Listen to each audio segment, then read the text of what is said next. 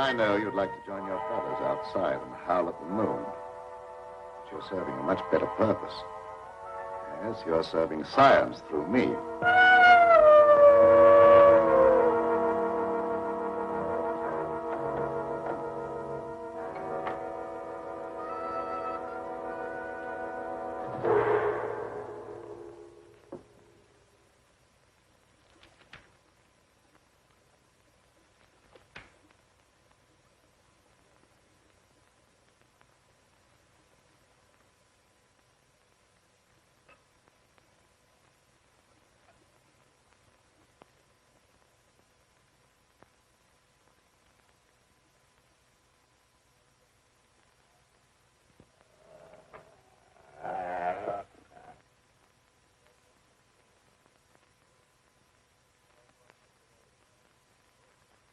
You quite comfortable, Petro?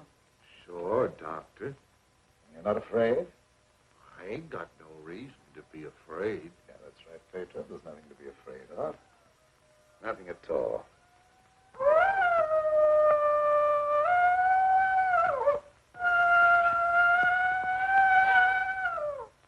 There, did that hurt? No, that was just like a pin sticking me.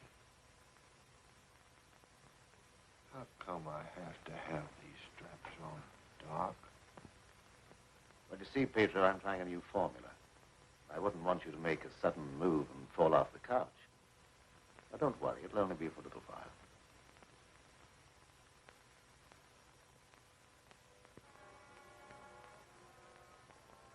How do you feel now? I feel just like I always did. When you stick me with that thing, I'm kind of sleepy. I want to sleep now.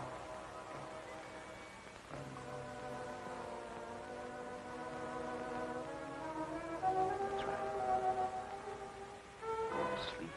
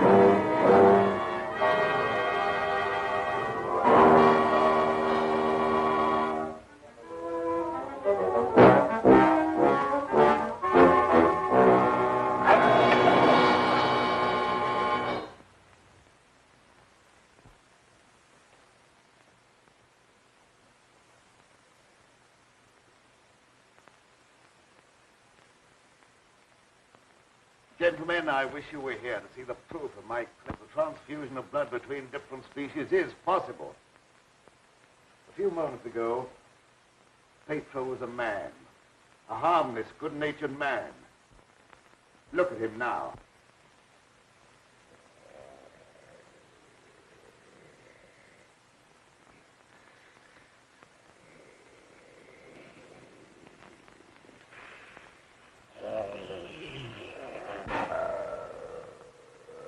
He's no longer human.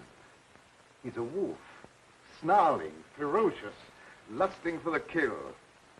You're looking at a scientific miracle, gentlemen.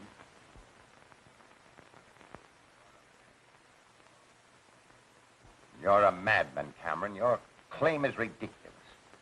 That's exactly what you said in the newspapers, isn't it, Professor Blaine? That I was a madman, not fit to occupy a science chair at the university. Perhaps you'll change your mind one day, soon, when Petro tears at your throat. Poppycock. You may laugh if you want to. But look.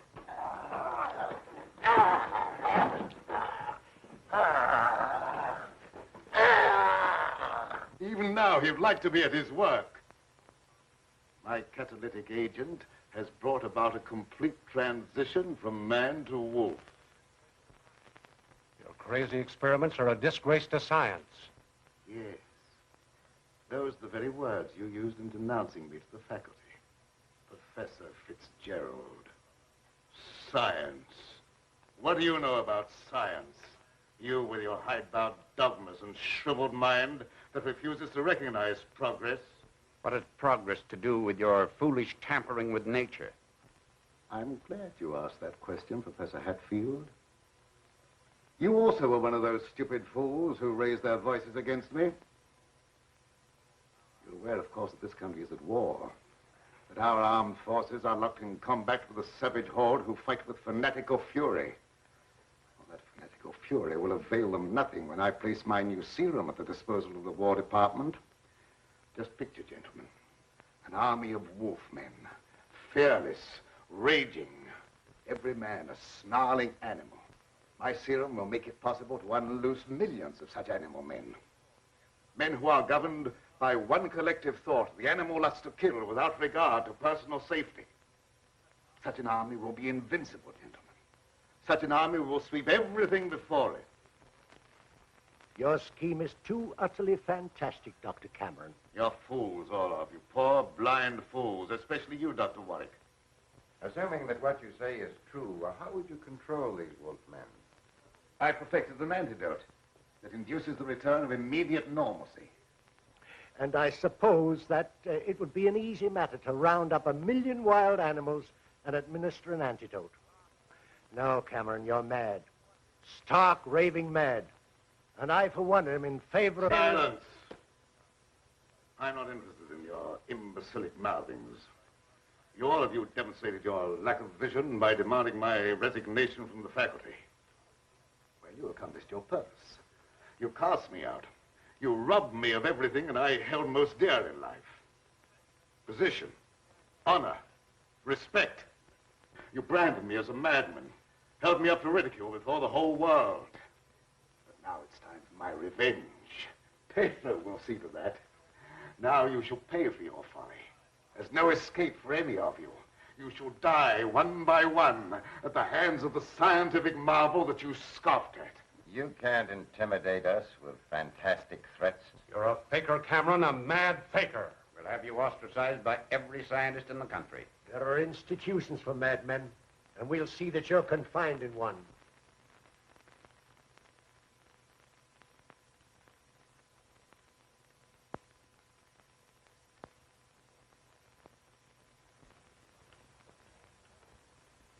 You will see, gentlemen.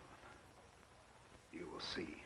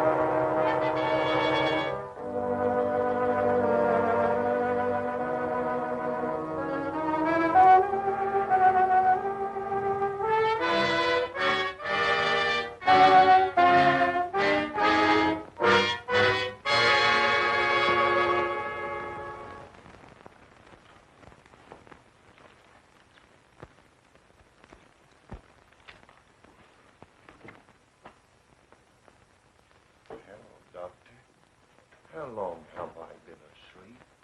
Oh, about an hour, I should say. How do you feel? I got a terrible headache, and I had some kind of an awful dream. I was running all over the countryside, chasing people and trying to kill them. What does a dream like that mean, Doctor? Oh, that doesn't mean anything. You just had a nightmare, that's all. But why should I be trying to kill people? Even in my dreams, I ain't got nothing against nobody. Well, let's not talk about it anymore. Go to bed. Our work's done for tonight. All right.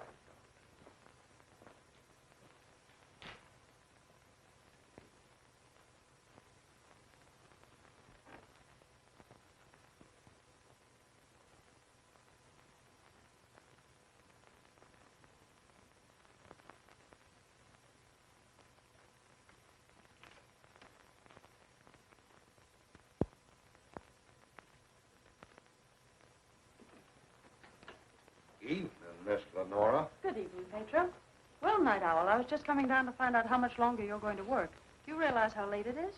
No, I didn't. I was so absorbed in my work. Oh, we done a lot of work tonight, and I slept almost an hour, and I had the awfulest dream. Go to bed, Pedro. Yes, sir, Doctor. Good night, Miss Lenora. Good night, Petro. Dad, what kind of experiments are you doing that you need Petro? Oh, he just helps me in the laboratory, moving the heavy things around. He's a very strong man, is Petro. How much longer are we going to be here, Dad? Why? Because the place gets on my nerves. I hate it. Your hating it has nothing to do with being separated from that young reporter friend of yours, has it? It has. And I want to know when we're going back to the city. Very soon now, dear. My work's practically finished. What was that? What? Well, that noise. It sounded like a wild animal howling. And I heard the same thing last night. Oh, that's probably some dog in the neighborhood. Dogs do howl, you know. You mustn't let things like that upset you. Now, come along, dear. Even a scientist needs some sleep. I shall sleep very soundly tonight.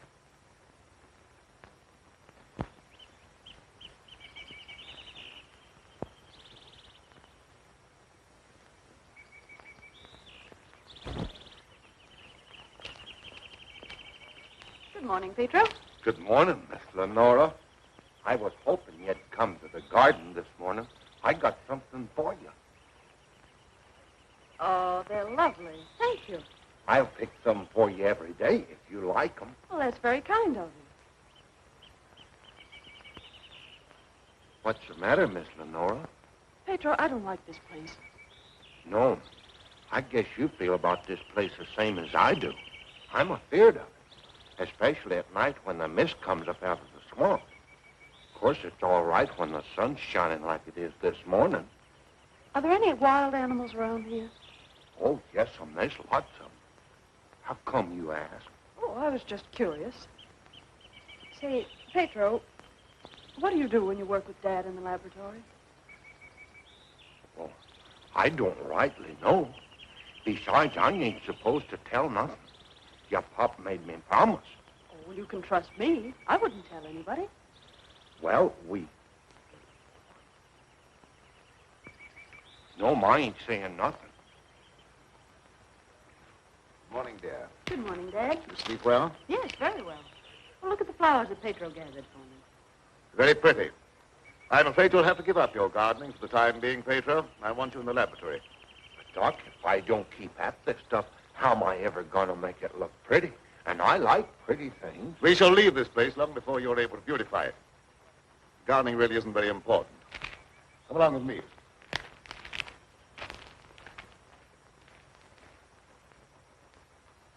Now, Petro, I see you're waiting for me. You scared me, Doc. Scared you? Why?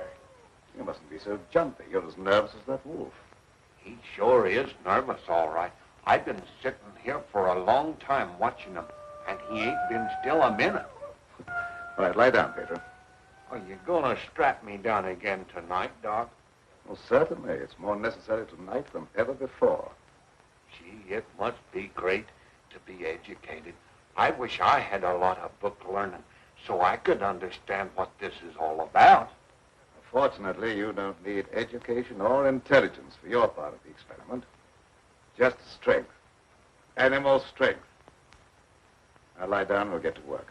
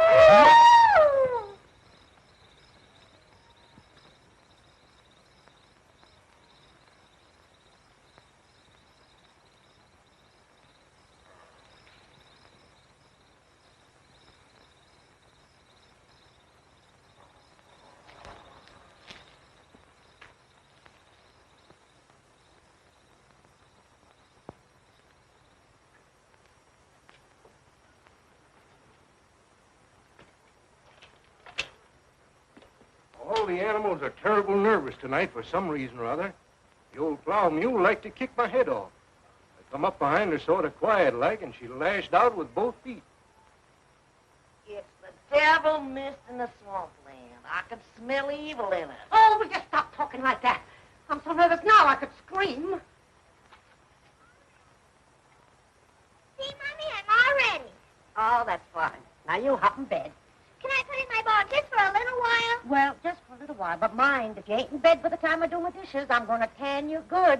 Don't worry, I'll be in bed and fast asleep by that time. Good night. Good night.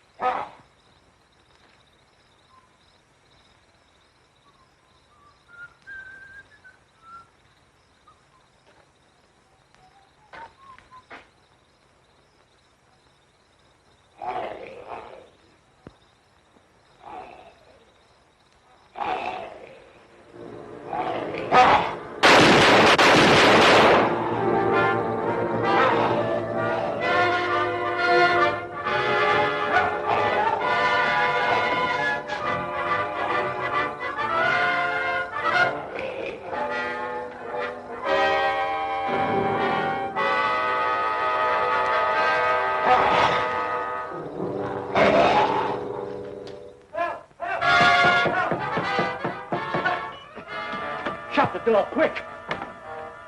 I never seen anything so awful in my life. What are you talking about? Something took after me down in the swamp. What was it? I don't know whether it was a man, a beast, or old Satan himself. Have you been drinking? Not a drop, so help me. I let him have both barrels of my shotgun, but that never even slowed him down. No, you can't kill him nowhere, except with a silver bullet. I'm telling you, it was something awful.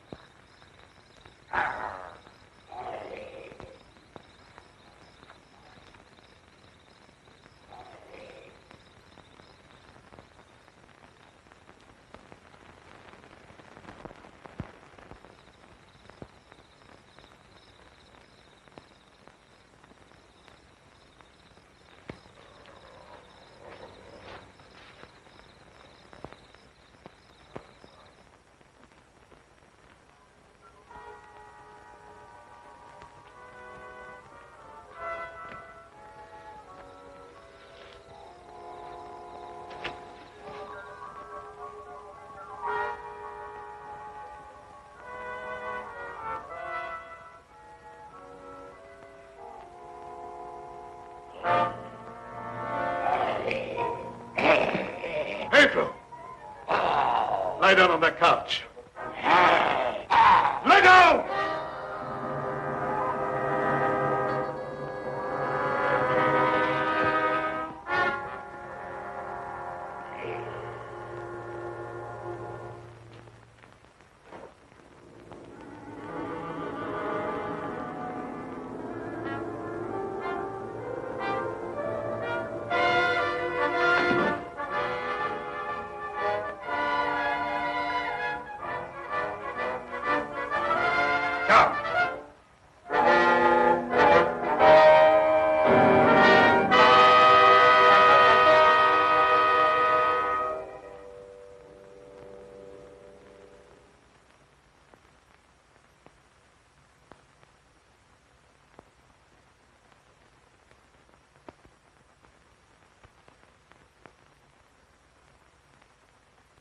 I've been walking in my sleep again.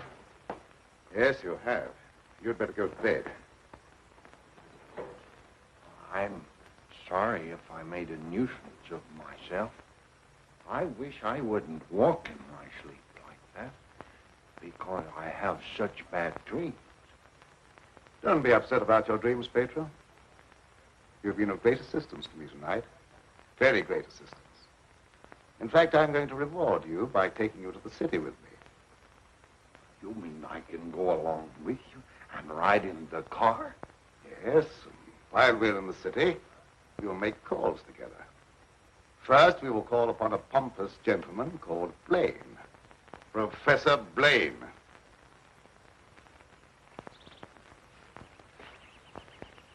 Good morning, Petro.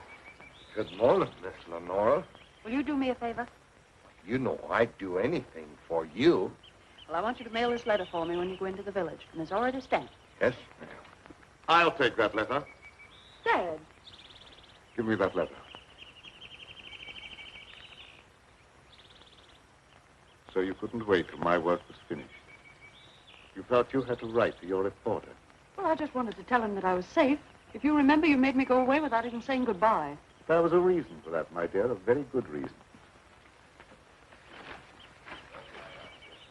See anything of him? No. Not much use looking now. It's daylight, and he only prowls at night. Maybe he's seen something. Yeah, thanks for that. Good morning. Why all the armament? We're looking for a wild varmint what killed a little child. Been looking all night. You mean someone was killed by a wild animal? Yeah, my little girl. Oh, how terrible. How did it happen? It come in through the window. My wife said the window was closed, but she must have been mistaken. Didn't try to take the baby away or nothing. It just seemed to kill just for the love of killing. Did anyone see the animal? Jed Harper did. He said it walked on its hind legs like a man, but that don't make sense. I don't care whether it makes sense or not. I know what I seen. Come on, men, we got work to do.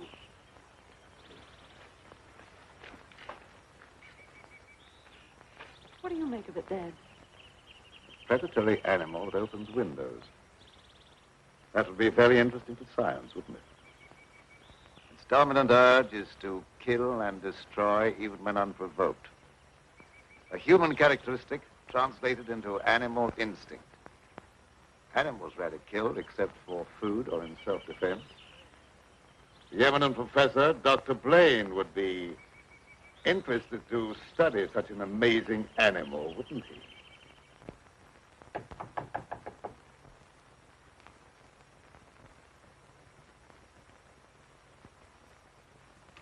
Well, come on in, Tom. Glad to see you. Good evening, Dr. Blaine.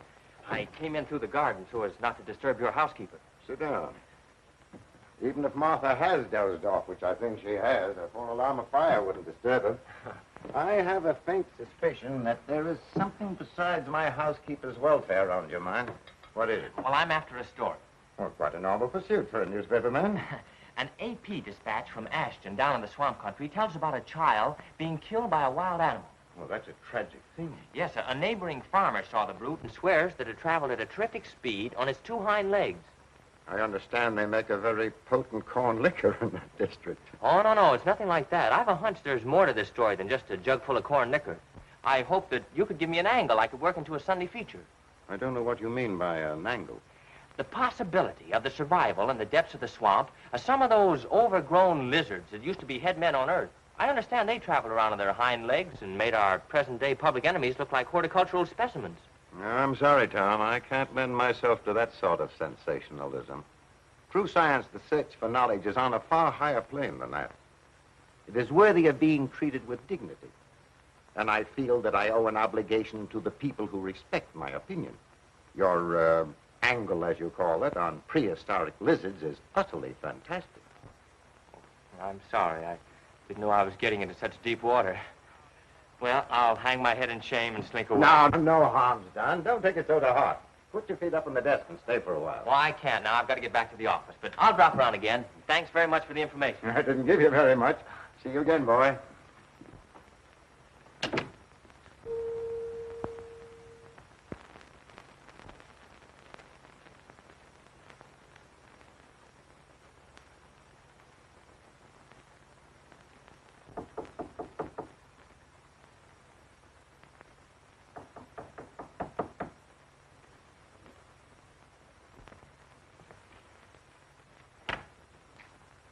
Blaine.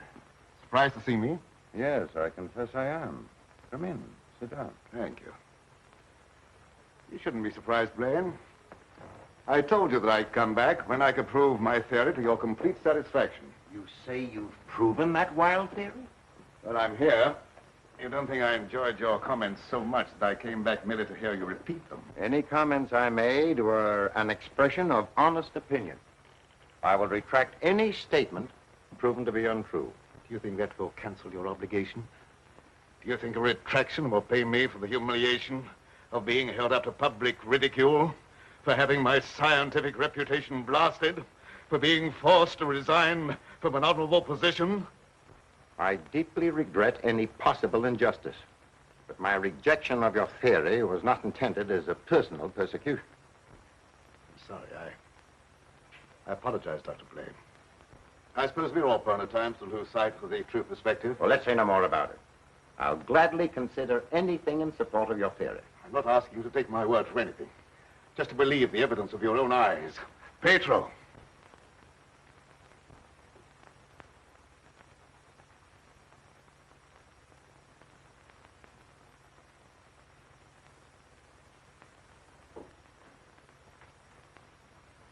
Petro, you sit here. This is my guinea pig.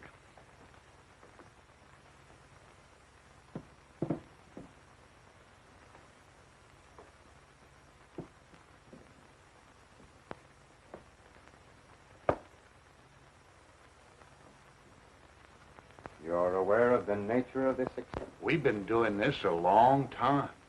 You may rest assured the experiment is a proven success. Otherwise, I wouldn't be here. What good can come with tampering with the normal laws of nature? A great deal of good. An invincible army, for one thing. You'll understand when you see the results. I abhor whatever appears to be a perversion of science. Mingling the blood of man and beast is downright sacrilege. I have no sympathy with such maudlin sentimentality. I propounded a theory which you denounced publicly as being ridiculous. The result of a disordered mind. Are you trying to squirm out of facing the possibility that you may be wrong? Not at all. I will cooperate in any way possible. That's just what I wanted to hear. I've given him one injection to prepare his blood for the transfusion. He'll need another in exactly 20 minutes.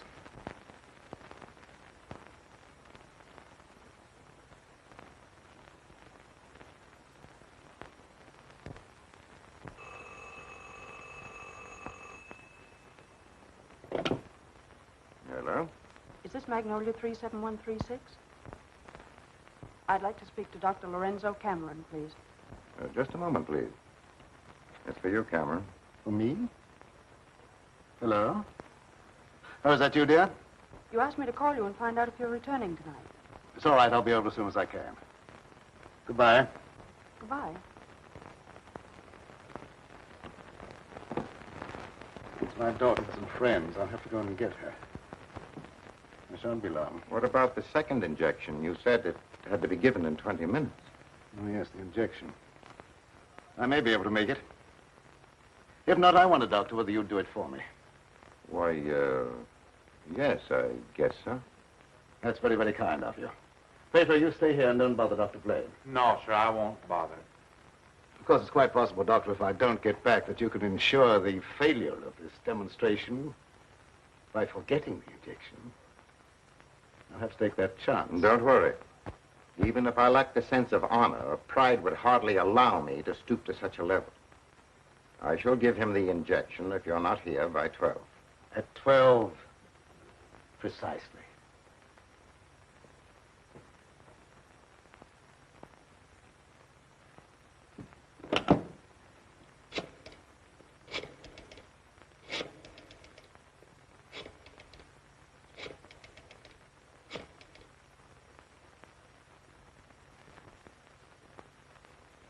Hello? Hello, Fitzgerald? Yeah, is that you, Blaine? Well, what do you want to drag me out of bed this time of the night for? I've just had a surprising visitor, Lorenzo Cameron. He claims to have proven his crazy, outlandish blood transfusion theory and demands the right to give a demonstration. Yeah. No, he's not here now. He'll be back after a while. Why don't you come on over? All right. I'll get dressed and be over right away. Expect me in about 10 minutes.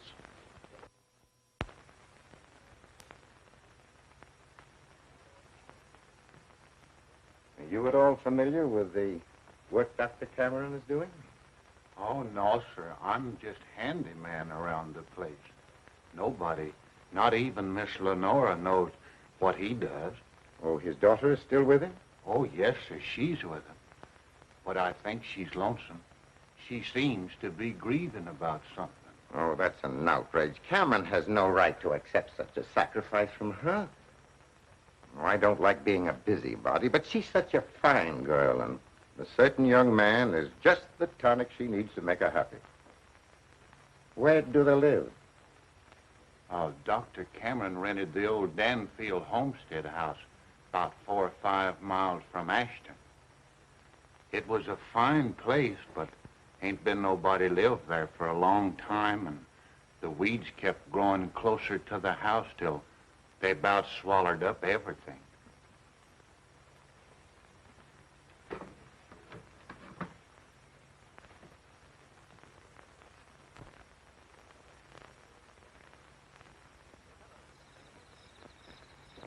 Oh, hello, Fitzgerald. Oh, Dr. Cameron, I heard you were back in town.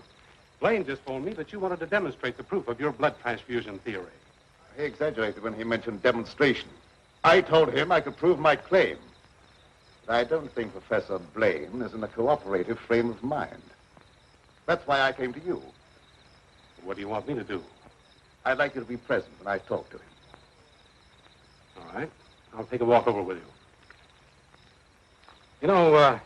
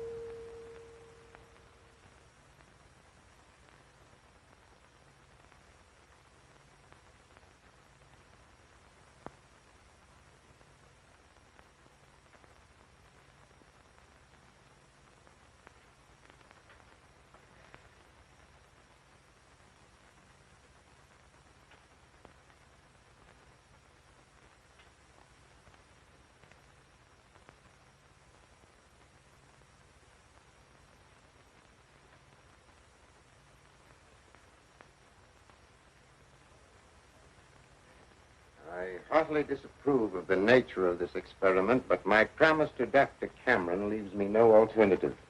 Sure. Roll up your sleeve.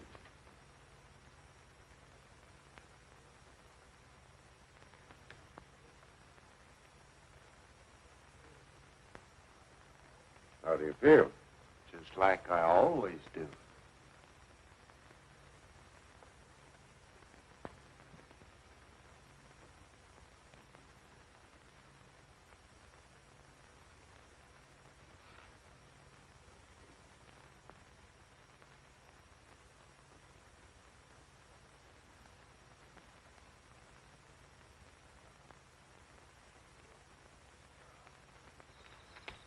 Well, here we are.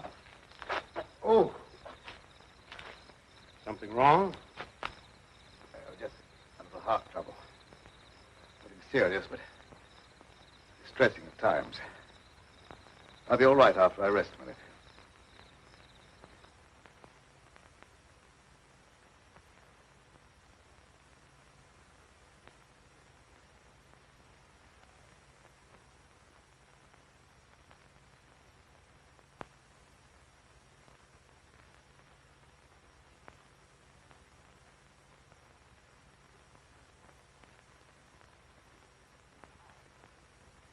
Maybe we better go in the house. Oh, no, in just a moment. What's the matter, Grunt? Oh, a slight heart attack. Want me to call an ambulance? No, I don't want an ambulance. I'll be all right in a minute. Oh, just trying to help.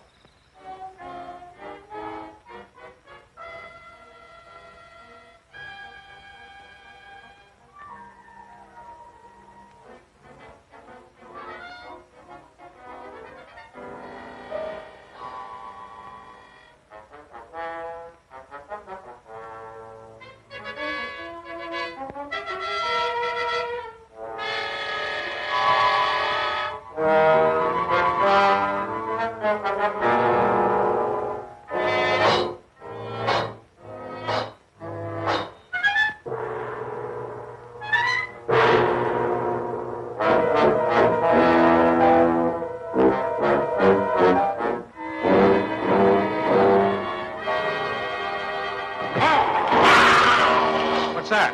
Sounded like come from the house.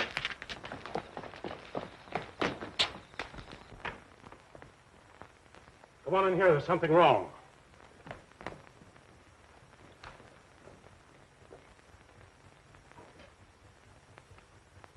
I'll say there's something wrong.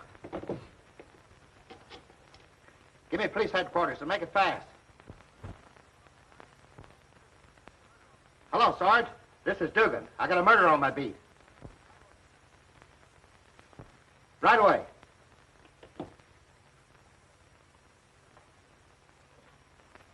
That's the work of an animal, not of a human being. What do you know about this? How could I know anything? I was with you. Officer, my heart's beginning to trouble me again. I can't be of any use here. I may as well leave. Sure, go ahead. I can't pretend to feel any great sorrow. But then my feelings are of no importance one way or the other. Good night.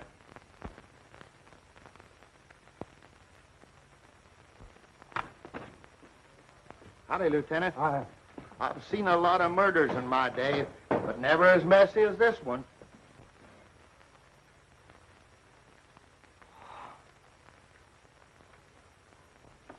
This should make a gory enough story for your paper? This is more than just a story to me. He was my friend.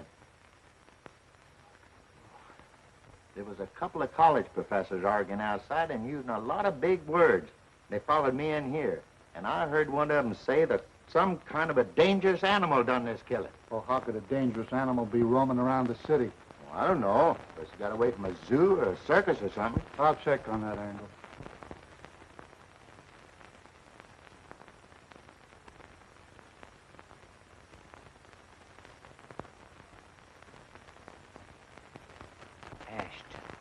Ashton. You talking to me? No, I was just trying to remember something. Ashton. I got it. An AP story came in from Ashton the other day about a child being killed by a weird animal from the swampland. What do you mean, weird animal?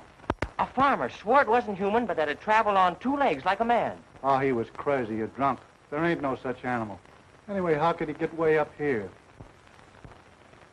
I wish I knew.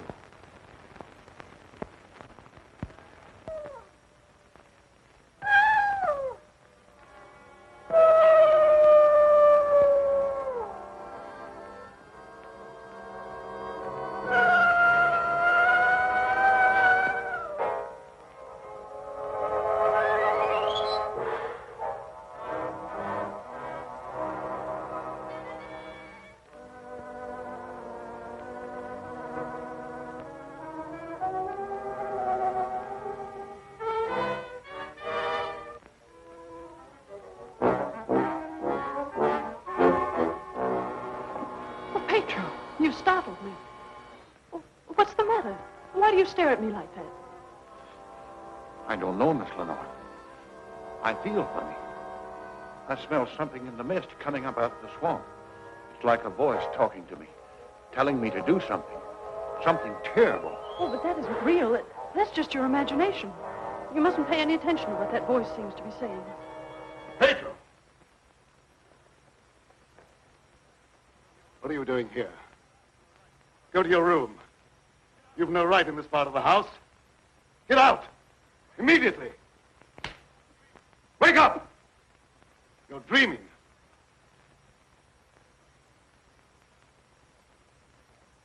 I don't know what's come over me. I must have a touch of swamp fever. That's very likely. Now go to bed. I'll get something for you. Yes, sir. I'm sorry if I made a nuisance of myself.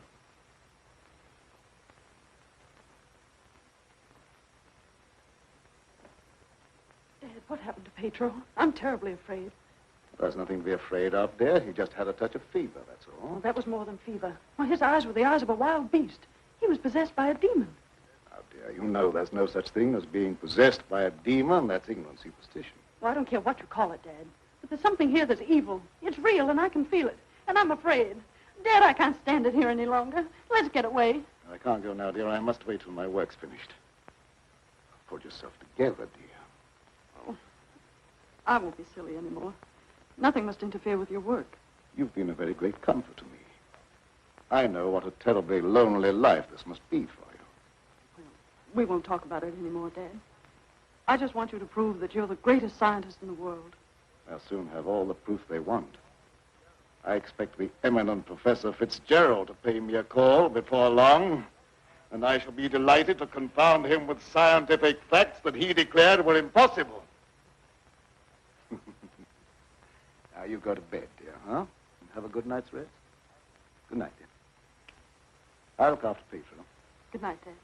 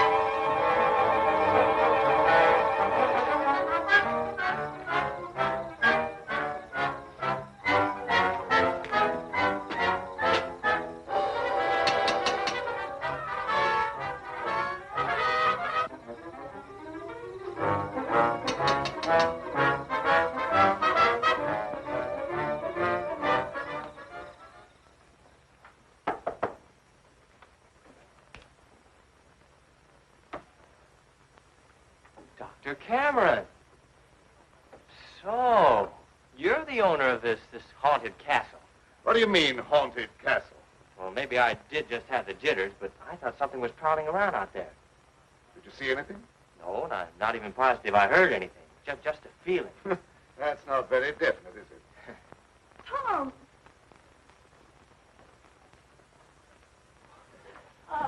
It's good to see you. Can you ever forgive me for going off without saying goodbye? That doesn't matter now that I've found you. I see no reason for rejoicing. Dad! I buried myself in this out-of-the-way place so that I could work undisturbed, away from snooping reporters who only ridicule what they have not the intelligence to understand.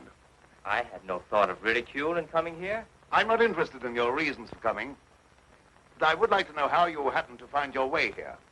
I found a message from Dr. Blaine after he was killed. Dr. Blaine killed? Oh, how terrible. Yes, apparently he was killed by some animal. You knew about it? I was with Professor Fitzgerald when it happened, and I saw him right afterwards. What was the message? A memorandum to tell me about this old plantation. So he meant to betray my confidence, just as he did before. Well, I don't believe Dr. Blaine had any such thought in mind. I don't care what you profess to believe. You belong to a profession that's obnoxious to me, and you're not welcome here. Dad, Keep quiet. I won't keep quiet. Now, I've stayed here because I thought you needed me. But I won't have you treat Tommy like this. No, don't get upset on my account. Things will turn out all right. I suppose you have a right to your own opinion. Good night. Tom, wait. Don't go now. Wait till daylight. Why? I'm afraid. Afraid of what? Well, I don't know exactly, but there's something dangerous that prowls around in the dark. And I wish you wouldn't take this trip alone. Don't worry about me. If I meet anything I can't whip, I can do a swell job of running. I'll be around tomorrow whistling at your front gate, if you have a front gate. Good night. I wish you'd wait till morning. I'm sorry, I can't do that. Good night. Good night. Ed, if anything happens to him, I'll never forgive you. He had no business to come here. I'm not responsible for his welfare.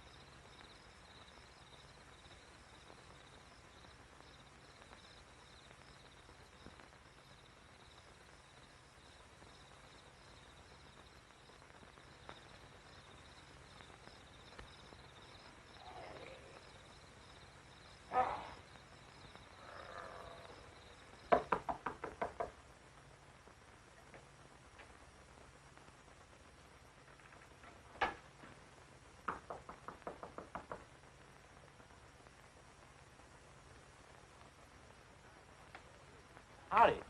Sorry to bother you this time of night, but I've lost my way. Come on in. Sit down. You're a fool to be traveling around by yourself at night like this when the mist comes up from the swampland. Oh, you mean the mysterious night prowler that's got everyone's imagination working overtime? That ain't imagination with me, mister. That thing killed my little girl.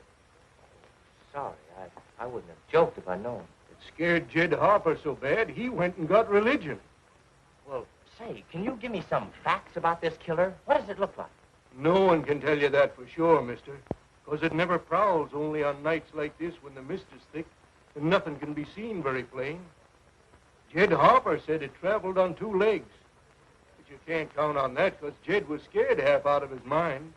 Besides, the mist was extra thick that night. You better stay here the rest of the night, mister. I can't offer you a bed, but I'll make you as comfortable as I can. Well, thank you very much.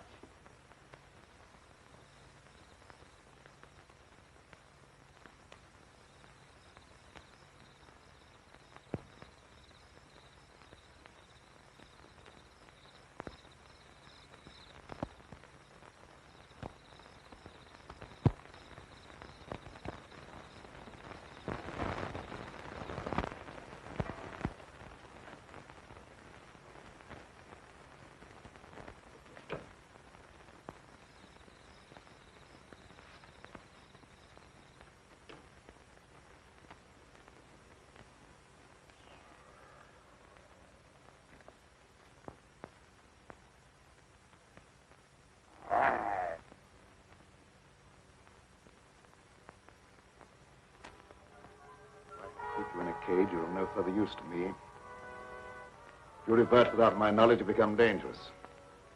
I hadn't thought of that possibility. On your couch, Pedro. Down!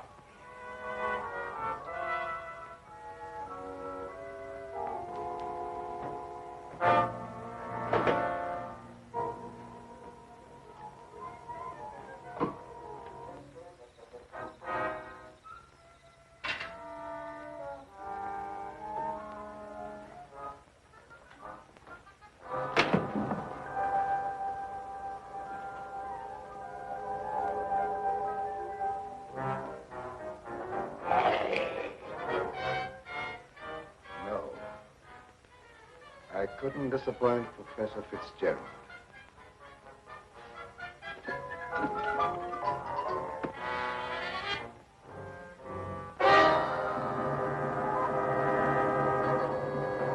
Get down, people.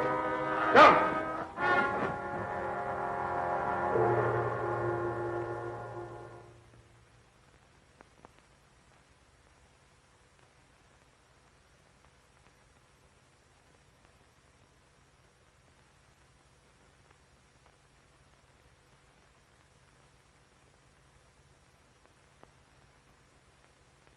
Did I walk in my sleep again? Yes. Doctor, ain't there some way you could cure me from doing that? I'm afraid not. It may be necessary to lock you up at night after this. Oh, it don't seem fair to lock a man up just like he was an animal.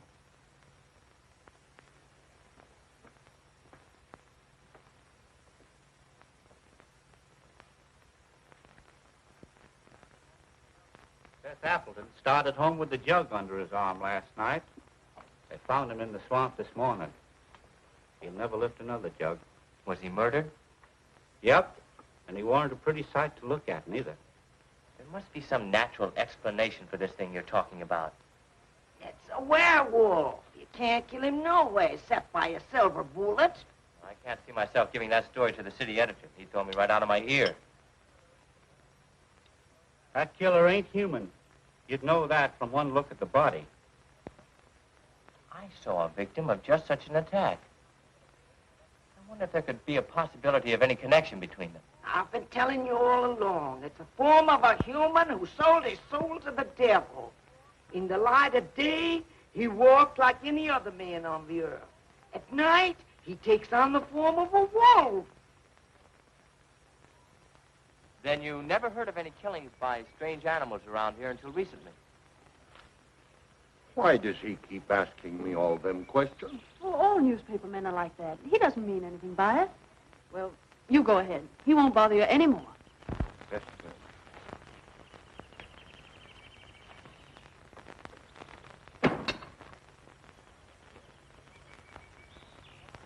Lenora, you must give some thought to your own safety and peace of mind. There's no normal reason for Dr. Cameron to hide away in a place like this unless... Unless what? Oh, nothing. Forget it. Well, don't avoid the question. What were you going to say? Lenora, I believe your father knows something about that creature responsible for the horrible killings in this vicinity. And I think the same creature killed Professor Blaine. Well, that's a terrible thing for you to say. I didn't expect you to join the chorus against him. Oh, I hope I'm wrong, but I'll do everything I can to learn the truth, no matter where it leads. Good morning, young man. I'm very glad to see you. I want to apologize for the way I talked to you last night. Oh, well, that's all right. I can understand how you must feel about the newspapers. They didn't, what do you call, hang on to their punches. Pull their punches. I know, they gave you quite a ride. But I didn't write any of that stuff. Oh, I know. That's why I'm so sorry the way I received you. If you're interested in scientific research, I'd be glad sometime to show you what I've accomplished. Well, thanks, Doc. That's very nice. Now, if you'll pardon me, I'll leave Lenora to entertain you. Okay. That doesn't sound as if he has a secret to hide, does it? Why, no. And I never before was so glad to be wrong.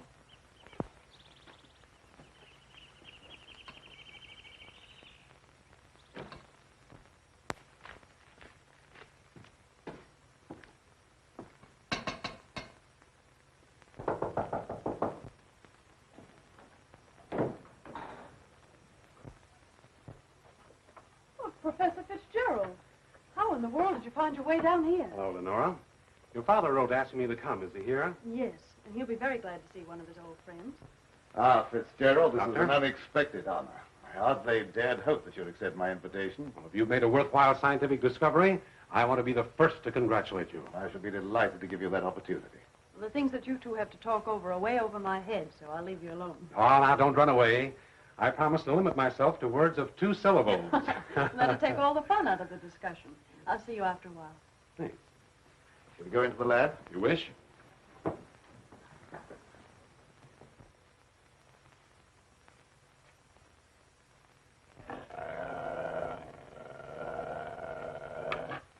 very secretive about your work. I have to be to keep out intruders. You seem to be excellently equipped. Now, good tools are the first requisite of good work. Sit down, Mr. Professor. Thanks.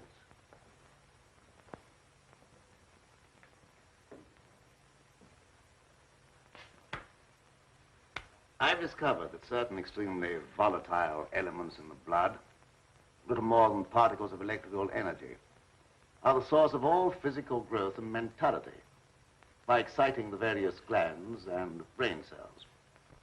I've learned how to extract and concentrate these elements from the blood of various animals. I can control evolution. I've discovered the source of life. You're crazy.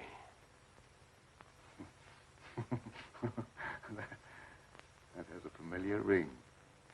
You told the newspapers I was crazy once, didn't you?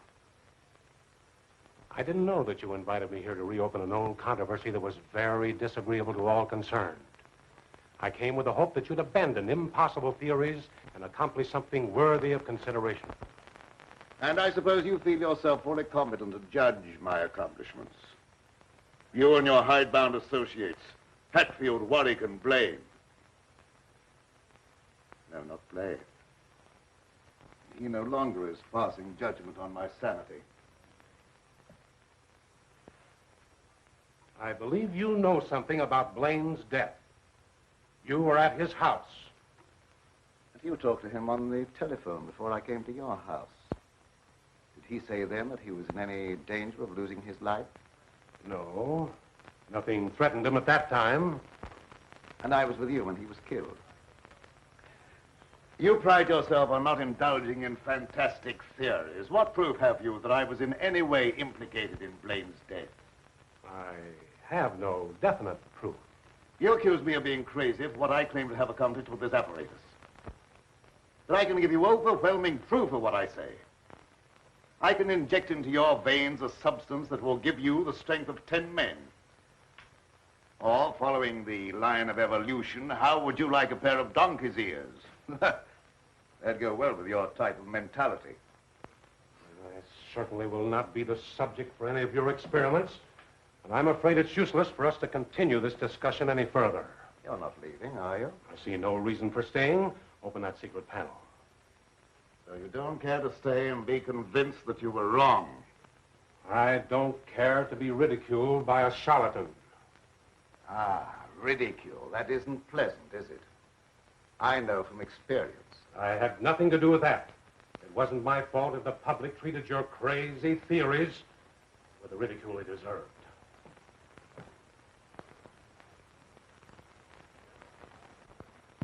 Fitzgerald. Well?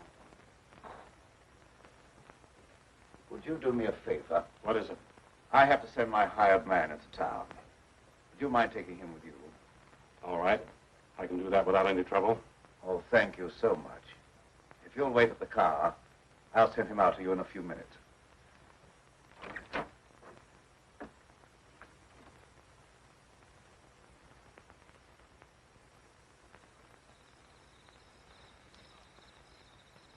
I'll get in the car, Petro. Don't keep Professor Fitzgerald waiting. I should have known this trip would be a waste of time.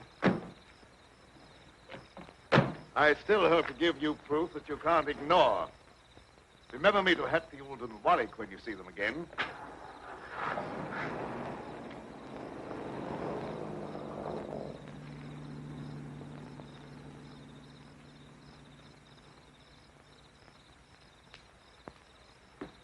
Why did Professor Fitzgerald leave so soon? He wasn't impressed by the possibilities of my line of research. Oh, well, don't be disappointed. There's no credit to his intelligence. You're a great scientist, and someday you're going to startle the world. You're right, dear. I'll startle the world.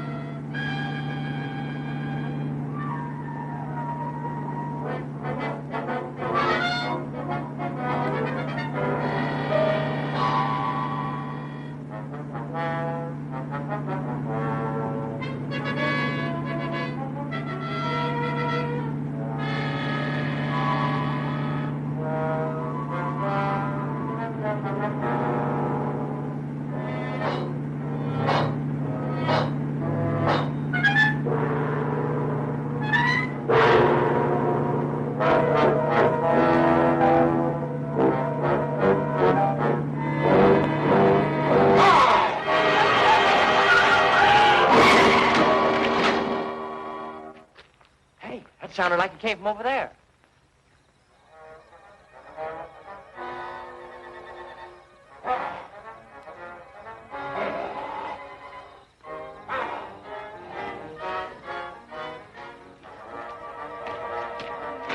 I didn't see a thing.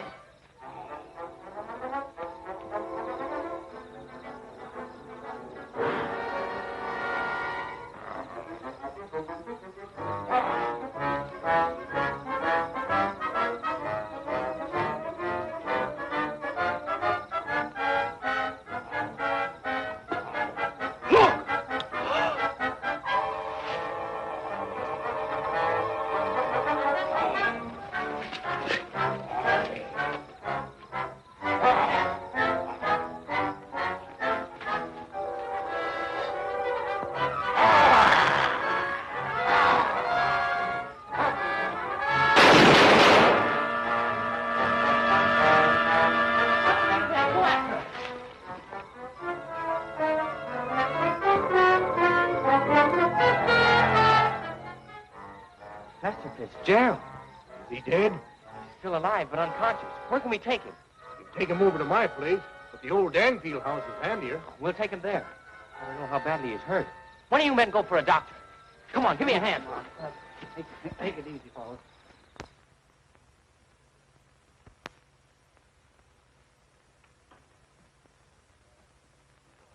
Dad, please come to dinner. You know I don't like to eat alone. No, I'm not very hungry. You go ahead with your meal. Are you feeling discouraged because Professor Fitzgerald was unsympathetic? Fitzgerald's opinion is of very little value. Killer again. I'll answer the door.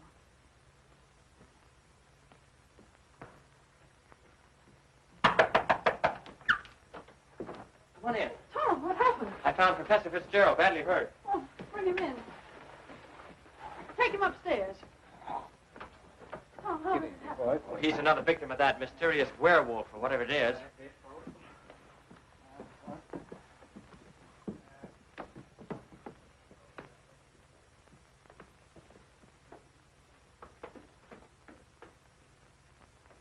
In here.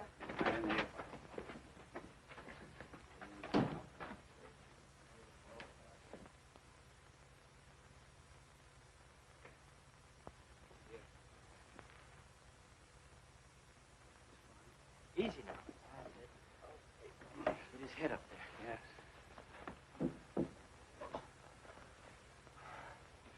One of the men went after a doctor. He should be here before long. There's nothing more we can do here, so we'll keep hunting for that killer. You don't need to come down with us, ma'am. We can find our way out. Good evening, sir. That devil got another victim. Yes, so I see.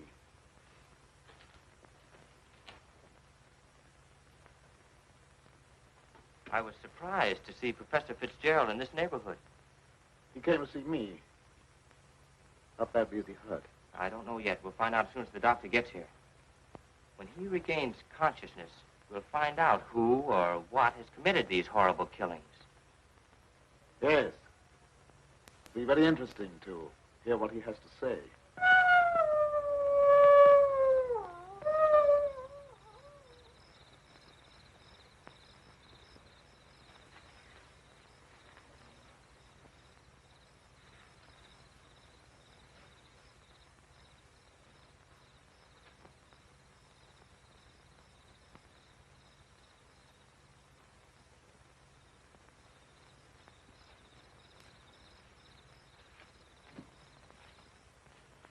Since this awful thing happened to him, I can't feel any resentment over the way he treated you. Did you quarrel with him? Yes, we quarreled. So I suppose you think that I went after him and dragged him out of the car. Dad. Newspaper training seems to breed a suspicious nature.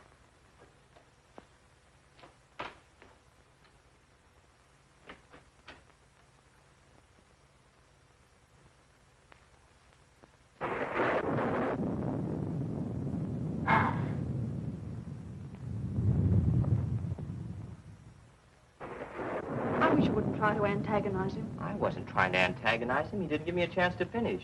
I was just going to ask him if anyone was with Fitzgerald when he left here. Well, I can answer that. Petro was with him. Petro? Yes, he drove him into town. But surely you don't think that... I don't know what to think. But I will know as soon as Fitzgerald comes to. I'm inclined to agree with Dad about your imagination. It's fantastic. Maybe so. But didn't it strike you funny that we didn't find Petro around when we found Fitzgerald? Look, darling, please don't snap at me just for trying to add things up. I'm sorry. Forgive me.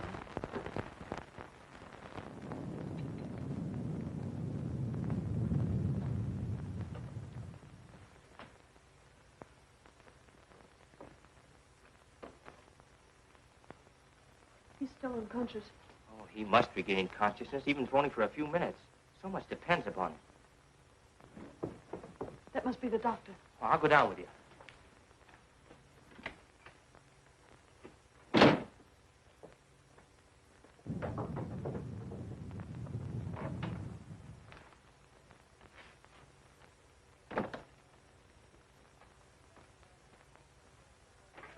Oh, Doctor, I'm glad you got here. I'm glad to get inside. There's a humdinger of a storm coming up. Where's the patient? Upstairs. Oh, good evening, Doctor. Will you go right on up? You stay down here, dear. There's nothing you can do. I hate to leave you, but I must question Fitzgerald as soon as he's able to talk.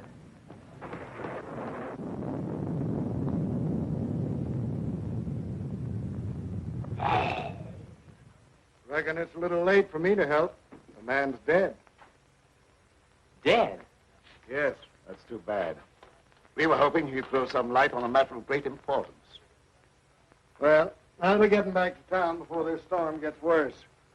I'll send the coroner out.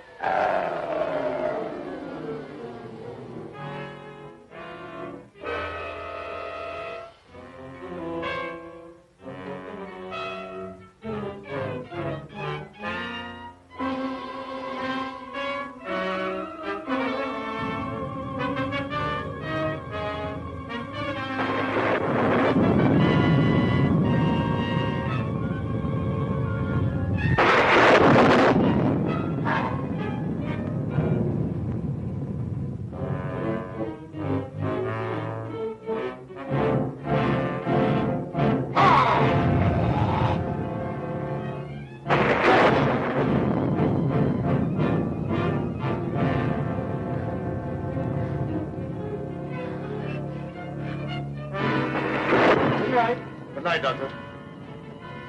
There's no necessity for you to stay any longer. Oh, yes, there is. I want to ask you a lot of questions, mainly about Pedro, that servant of yours. I can't be bothered with any more of your questions. They're only prompted by your fantastic imagination. I must ask you to leave at once. Wait, you'll do some more talking, whether you like it or not. You're making yourself very unpleasant. I haven't even started yet to be unpleasant. If my hunch is correct, I'll prove you guilty of murder. And in the meantime, I'll get Lenore out of this madhouse. You will prove nothing. My daughter stays here with me.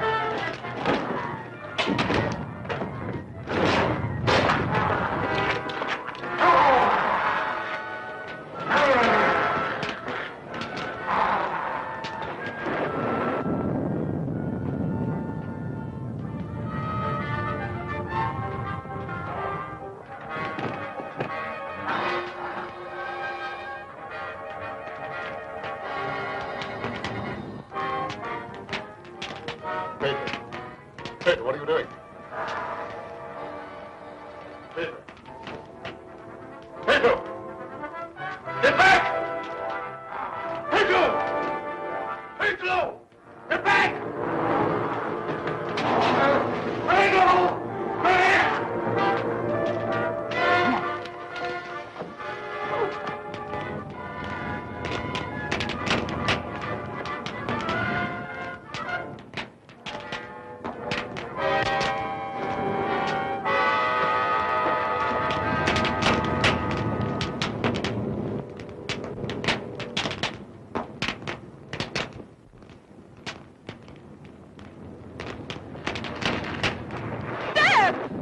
You wait here. I'll go get him.